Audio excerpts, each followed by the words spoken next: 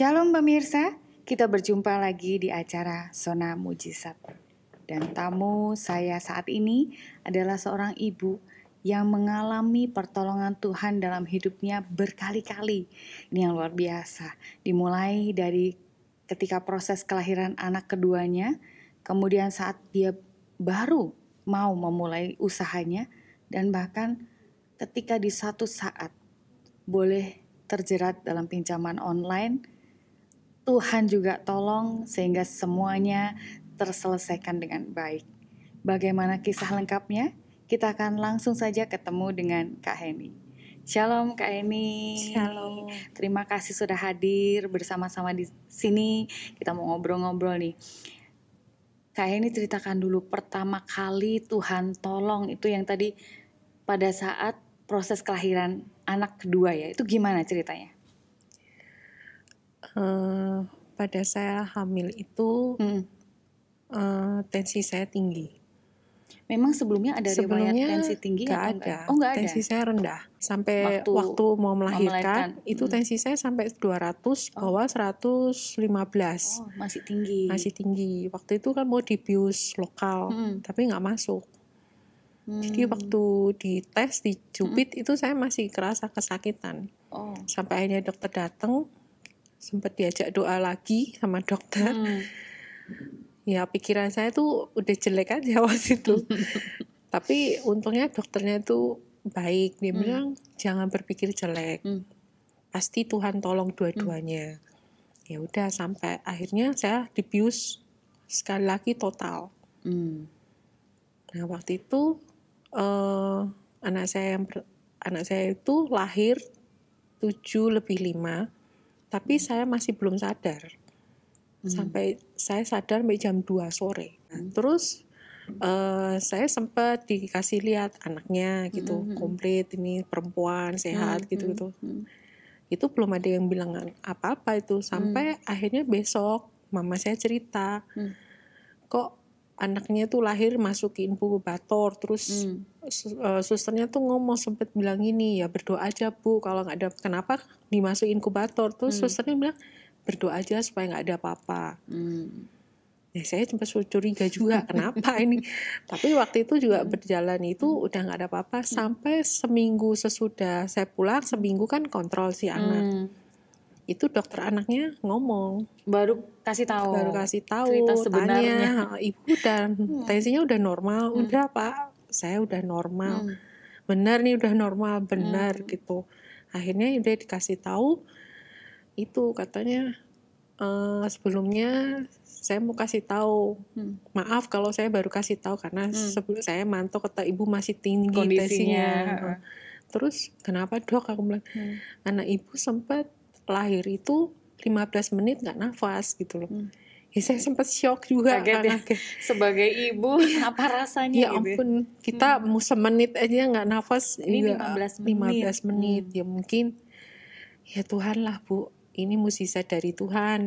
Kalau ibu waktu itu ya saya tanya, sempat ibu belum sadar, mungkin anak ibu juga berjuang, sama-sama berjuang, tapi semua ini mukjizat Tuhan lah Bu. Tuhan masih apa ya, kasih kehidupan buat anak ibu. Untungnya sampai sekarang anak itu tumbuh sehat, normal, nggak ada kekurangan apapun. Puji Tuhan. Jadi benar-benar ini mujizat Tuhan yang kayak ini terima ya dari awal itu ya. Luar biasa banget loh ini. Karena ya saya juga nggak bisa ngebayangin 15 menit tidak bernafas, tapi Tuhan tolong, luar biasa. Itu mujizat pertama yang Kak Heni alami ya. Kemudian setelah itu Kak Heni juga mengalami ketika pengen usaha sendiri ya waktu itu. Waktu itu ya karena di awal-awal kan suami masih kerja di suatu perusahaan. Ya waktu itu kan saya mikir kalau misalnya pengen punya usaha sendiri gitu. Tapi kan waktu itu kita belum ada modal. Itu yang modalnya modal nekat. Ya udah kita usaha, buka ya toko kecil-kecilan. Tapi waktu itu kan ya kita punya keinginan, karena usaha saya di bidang elektronik waktu itu punya keinginan buka di jalan utama. Kan kata orang-orang kalau mau buka elektronik di jalan utama itu Bagusnya lebih di jalan bagus utama, ya. habis prospek gitu istilahnya ya. Dan waktu itu sempat saya jalan-jalan dengan suami, nggak tahu kenapa tiba-tiba saya punya perasaan tuh, kok saya tuh pengen punya toko di tempat ini gitu loh. Ada satu tempat yang kakak lewatin waktu itu. Tapi waktu itu tempat itu masih berbentuk gedung gitu, cuma emang udah nggak kepake gitu. Terus sempat saya ngobrol sama suami bilang gini, andai kata kita punya toko di sini, sampai suami ngomong nggak mungkin lah, ini gedung kan masih katanya sengketa gitu, terus nggak mungkin lah di situ. Terus sempat bercanda, udah mimpi jangan ketinggian gitu. Cuma saya tuh waktu itu nggak tahu perasaan itu kuat sekali. Waktu itu semalam tuh sempat mimpi gitu, malamnya mimpi itu papan nama saya itu gede banget di situ. Dan saya cuma tanya Tuhan, apakah mimpi ini menjadi isyarat saya emang saya benar-benar punya toko di situ. Ya udahlah, Tuhan bilang doa puasa. Tuhan minta saya doa puasa. Ya udah saya lakuin doa puasa. 3 minggu kemudian waktu saya lewat, bangunan itu dirobohin. Benar-benar dirobohin. Itu menjadi suatu keyakinan saya, lebih yakin gitu loh. Ya berarti ini benar-benar Tuhan izinkan saya buka toko di situ gitu. Cuma ya dari kata-kata orang nggak mungkin lah itu masih sengketa sengketa, nggak mungkin ini. Ya udah saya cuma bilang ini, Tuhan bagianku cuma doa puasa, tapi aku yakin Tuhan kalau memang Engkau membuka jalan buat kami, nggak mungkin setengah-setengah, pasti Tuhan selesaikan sampai akhir. Dan bagianku cuma doa puasa. Ya udah itu terus, tetap saya jalanin. Sampai suatu saat ada berita gitu, katanya dibeli salah satu dealer terbesar di Solo gitu. Bener nggak ya? Aku bilang gitu. Ya itu katanya bilang itu memang buat showroomnya dia gitu. Tapi walaupun itu saya tuh tidak keyakinannya tetap ada gitu, nggak mundur, nggak gitu. Saya tetap tetap itu yakin kayaknya tokoku di situ gitu. Sampai ya diketawain banyak orang, ketawain teman-teman, ya diledekin terus. Tapi waktu itu saya berusaha tetap ini ada buat saya, toko saya di situ udah gede, Tuhan udah izinin, Tuhan udah bukain jalan, gitu ya? Nggak mungkin, udah tetap itu. Sampai suatu saat ada customer nih beli di toko, bilang itu bakal mau dijual, buka ruko gini-gini. Nah itu suami saya bilang sama suami, cobalah tanya berapa gitu. Waktu tanya itu sempat kaget juga harganya, tinggi banget. Kok tinggi banget? Karena di jalan utama ya, dan sudah dibangun baru ya. Terus nggak mungkin lah, udah jangan mimpi, udahlah nggak usah cari tempat lain gitu. Udah saudara semua juga ngomong udah cari tempat lain lah, itu udah gak masuk akal gitu, harga segitu. Sempet goyah juga, oh ya Tuhan, duit dari mana gitu. Tapi saya yakin, tapi itu Tuhan seperti meyakinkan saya terus, kamu mau mundur gitu, sempet gitu, kamu mau mundur, terus kalau kalau mundur sia-sia atau maju terus gitu. Ya udah saya tetap maju, seperti Tuhan tuh memberi keyakinan saya untuk maju terus. Akhirnya suami nego, kejadian. Tapi sempat minta DP. Ternyata harganya tidak semahal yang sebelumnya ditawarkan. Iya, ternyata tawar-tawar ternyata harga bisa turun, tapi DP-nya saya bilang DP-nya segitu. Dapat dari mana gitu. Tapi ya itu keyakinan saya tetap maju terus sampai suatu saat ada orang tua tuh ngasih gitu, jumlahnya sama gitu. Dengan DP itu emang ya mending kamu beli rumah atau beli toko, ya hanya bisa kasih segini gitu loh. Tapi itu jumlahnya sesuai dengan DP yang harus dibayar. Makanya saya waktu itu saya sempat, ya ampun Tuhan, ternyata mukjizat Tuhan tuh seperti ini gitu loh. Karena jujur sebelumnya tuh emang saya ikut Tuhan tapi kayak setengah-setengah gitu loh. Jadi antara percaya, kadang orang ngasih puji saya, bener nggak sih gitu, bener nggak sih. Tapi dari saya mengalami sendiri, ternyata mukjizat Tuhan itu ada. Baru percaya, lebih yakin. Dan lebih wow mukjizatnya. Dan itu yang semakin membuat saya lebih mendekat sama Tuhan. Ternyata apa ya, dengan Tuhan itu semuanya tidak akan gagal gitu loh. Pasti berhasil asal kita percaya sepenuhnya sama Tuhan. Dan apapun yang Tuhan izinkan ke kita, tidak ada yang bisa tidak ada bisa yang menggagalkan. Iya, itu yang membuat saya semakin yakin. Kalau Tuhan sudah buka pintu, nggak ada yang bisa nutup, gitu ya. Ya dari situ awal itu kita jalan, bisa buka usaha di situ. Buka usaha, terus akhirnya kita ingin memperluas karena nggak cukup satu tempat itu. Ternyata tempat yang di sebelah sebetulnya kosong, tapi udah dibeli orang. Saya sempat, Tuhan kok udah dibeli gitu. Tapi dari situ ya tuh menurut kita ikutin apa Tuhan mau ya. Ya akhirnya ya itu dibukakan jalan. Akhirnya walaupun sudah dibeli, ternyata yang beli ini datang ke kita. Malah justru dia malah dijual, malah harganya juga lebih murah. Ya itu. Dan akhirnya bisa kebeli. Iya, dari situ berjalan. Iya. Luar biasa. Dan disertai Tuhan usahanya cukup maju. Amin. Sampai dengan suatu saat Tuhan izinkan ya kena masalah lagi. Masalah di usaha. Ya akhirnya kita menyerah Tuhan. Maaf kita nggak mampu lagi. Itu setelah berjalan berapa tahun usahanya? Hitungannya berarti 18 tahunan. Udah 18 tahun sebetulnya ya. Tapi Tuhan izinkan ada masalah di situ. Ya. Kemudian ya udah akhirnya kita tutup tokonya. Karena di situ kita masih ada pinjaman juga di bank. Akhirnya kita sepakat dengan suami karena udah nggak mampu gitu loh. Daripada kita terusin terus malah menjadi beban buat kita ya. Karena operasional jalan terus. Akhirnya kita sama suami bersepakat untuk menjual. Jadi dijual nih usahanya itu. Termasuk rukonya juga Iya, dijual. karena kita kan untuk nutup pinjaman yang sudah ada. Iya. Nah tuh sampai dengan tadi bisa terjerat pinjaman online itu kan habis ditutup itu kan sempat kita bingung kan mau cari kerjaan apa gitu. Ya untungnya dari adik ada yang minta tolong ke saya untuk menjaga toko ya. Terus dari situ ada temen nawarin kayak MLM gitu, alat-alat kesehatan.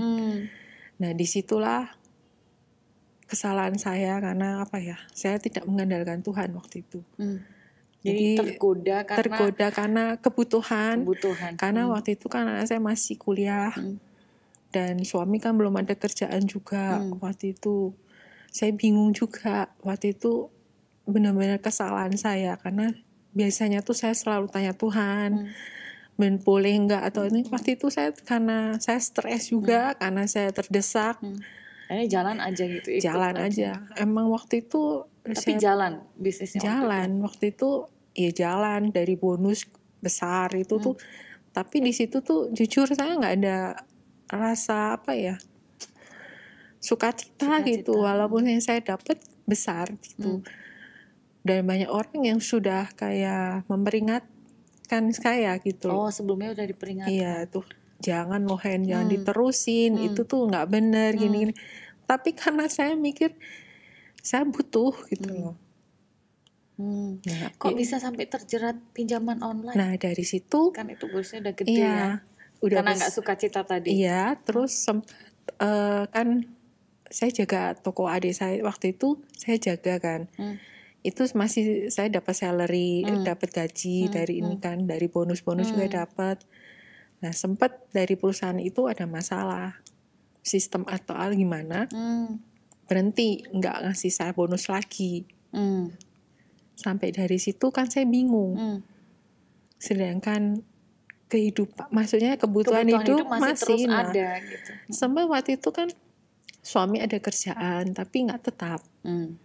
Sampai suatu saat suami minta didoain sama Pak Obaja. Saya bilang minta doain aja lah Pak, siapa tahu Tuhan bukain jalan gitu ya. Doain Pak Obaja. Didoain Pak Obaja. Untuk usaha.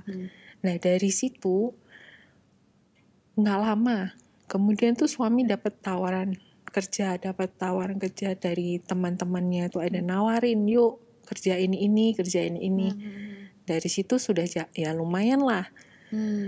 Sempat ya itu sebelumnya kan saya sempat ada cicilan mobil sayang itu kan. Itu sampai saya nggak bisa bayar lagi, suami yang take over semuanya.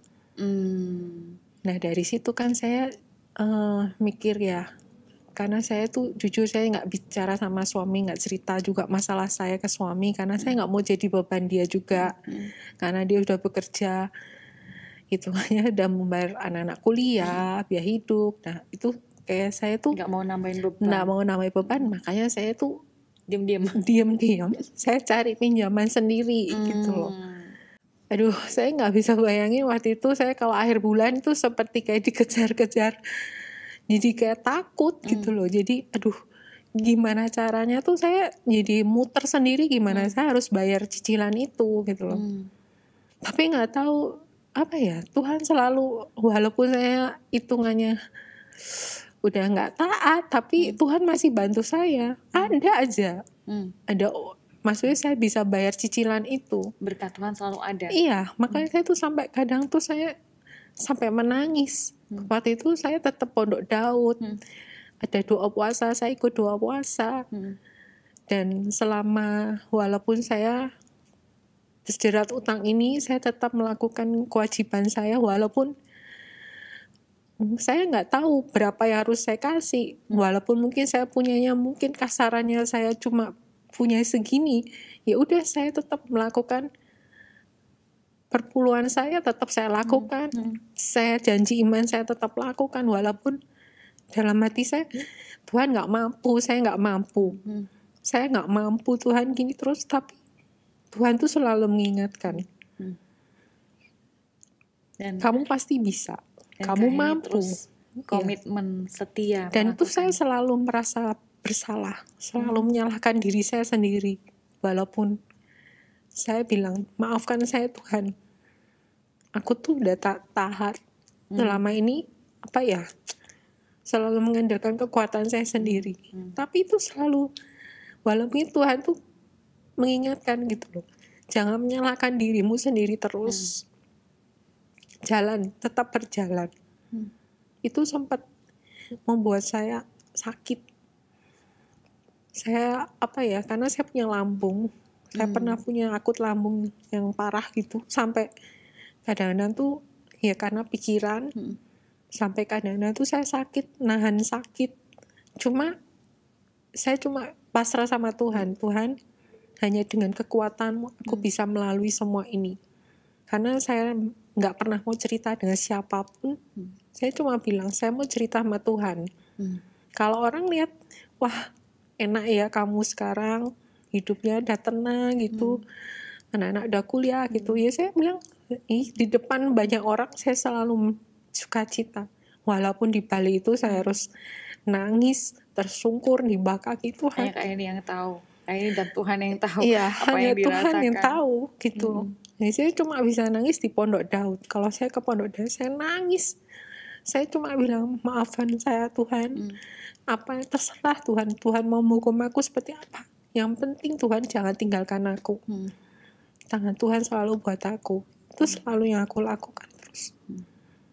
Sampai itu tahun baru. Banyak godaan. Kayaknya iblis tuh gak seneng kalau saya tuh harus deket sama Tuhan.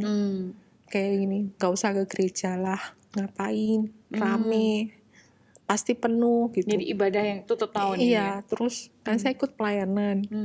Itu juga gitu. Kan di grup ada siapa yang bisa. Saya cuma bilang, ya kalau bisa saya datang gitu. Biasanya tuh saya gak pernah gitu. Cuma saya gak tahu waktu itu saya kalut.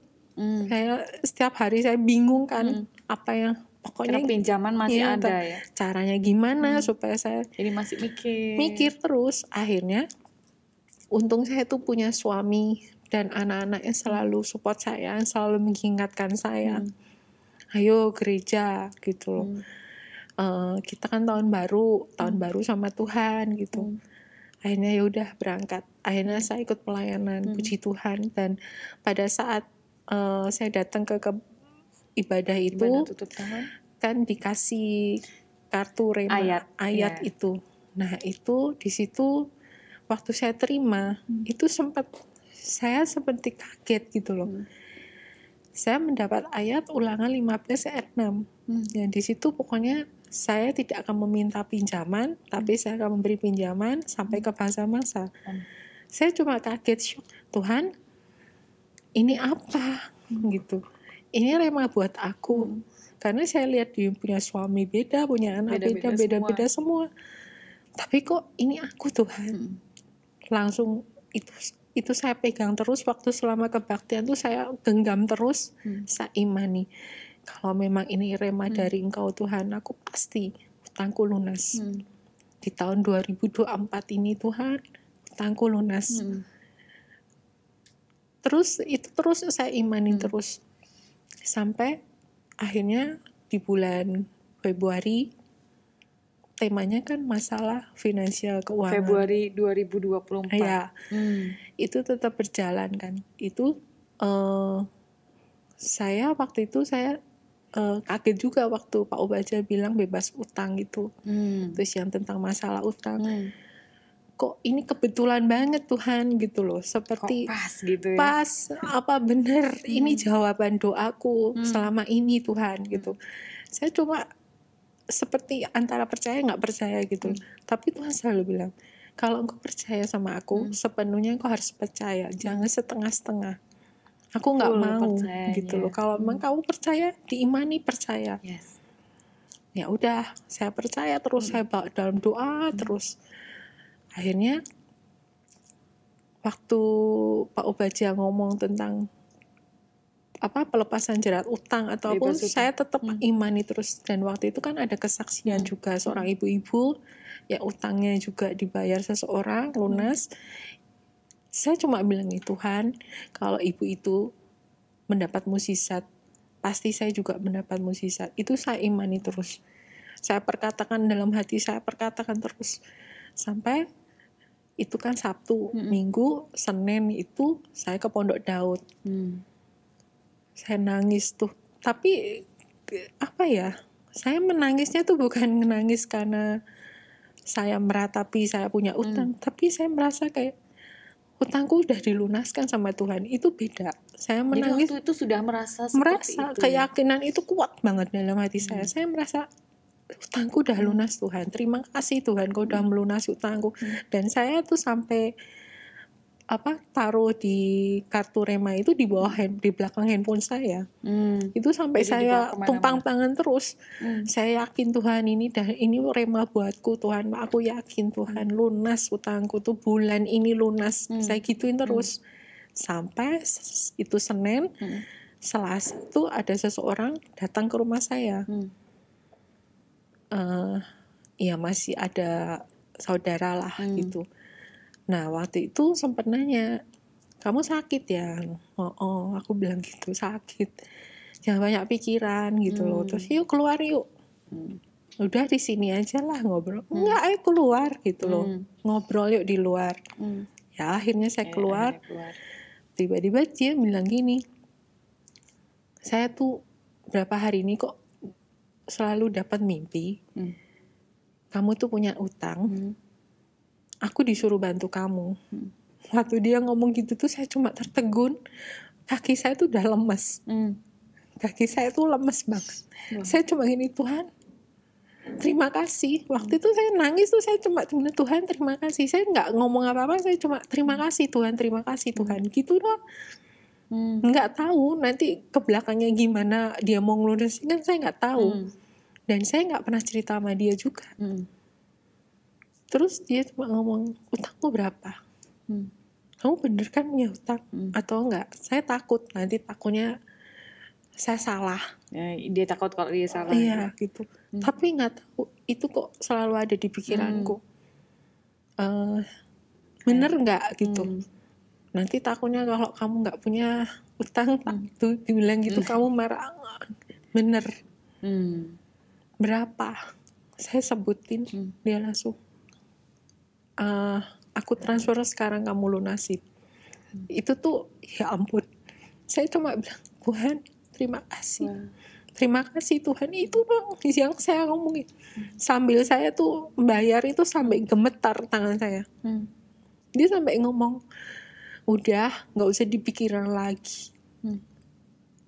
Kamu bayar lunas, udah kamu jangan pinjam-pinjam lagi. Saya cuma gini, Tuhan terima kasih, ini mukjizatmu buat aku lagi. Aku yakin di awal tahun ini Kau sudah memberikan aku mukjizat terbesar dalam hidupku lagi. Yaitu sampai akhirnya aku lunasin semuanya, selesai. Dan sebelumnya memang saya punya janji sama Tuhan. Kalau sampai Tuhan melunasi utang-utangku, aku mau bersaksi. Dan itu hanya aku yang bisa lakukan. Aku bersaksi. Mungkin saya sempat ngobrol sama teman bilang, kamu gak malu? Kamu misalnya kamu bersaksi sama orang tahu kamu, bagi saya tuh malu. Saya tuh waktu saya nggak tanya sama Tuhan, saya malu sama Tuhan malah. Kalau sama manusia saya udah gak punya malu. Karena yang menolong hidup saya itu tergantung sama Tuhan. Amen. Saya malu sama Tuhan karena selama ini saya nggak taat. Itu aja yang buat saya, ya udah saya bilang sama teman saya mau bersaksi. Saya pikir tuh saya mau bersaksi itu tertulis. Tapi waktu saya dibilang media, teman saya bilang nggak boleh nolak, karena kesaksian itu bisa menguatkan, bisa memberkati banyak orang. Jangan malu. Dan beneran saat ini Kak Eni sudah bersaksi. Itu seperti hanya ini aku bisa lakuin, membalas kebaikan Tuhan. Luar biasa loh. Sangat-sangat luar biasa. Dan apa yang Kak Eni ceritakan, kesaksian yang Kak Eni ceritakan tadi, semuanya begitu luar biasa. Dan saya yakin pemirsa yang menyaksikan acara Zona Mujizat ini juga merasa diberkati dengan apa yang sudah Kak Eni ceritakan ini. Amin. Sekali lagi terima kasih. Kak Eni sudah hadir bersama-sama dengan kami ada di sini untuk menceritakan bagaimana pertolongan Tuhan dalam kehidupan Kak Eni. Nah, pemirsa, itulah kisah apa yang dialami oleh tamu saya siang hari ini. Bagaimana pertolongan Tuhan terjadi dalam kehidupannya. Dan saya juga percaya bahwa setiap pemirsa yang menyaksikan acara ini, ketika pemirsa mungkin mengalami pergumulan, mungkin di dalam ekonomi, mungkin di dalam keuangan, mungkin di dalam kesehatan, tetap datang ke rumah Tuhan, tetap beribadah kepada Tuhan, tetap berdoa kepada Tuhan. Datang ke Pondok Daud, datang ke Miracle Night Worship, dan percayalah bahwa setiap firman Tuhan yang dikatakan oleh Bapak Pendeta akan juga terjadi dalam kehidupan setiap kita yang percaya. Sampai di sini Zona Mujizat kita kali ini. Kita akan berjumpa lagi di Zona Mujizat berikutnya dengan mujizat-mujizat yang lebih luar biasa. Tuhan Yesus memberkati.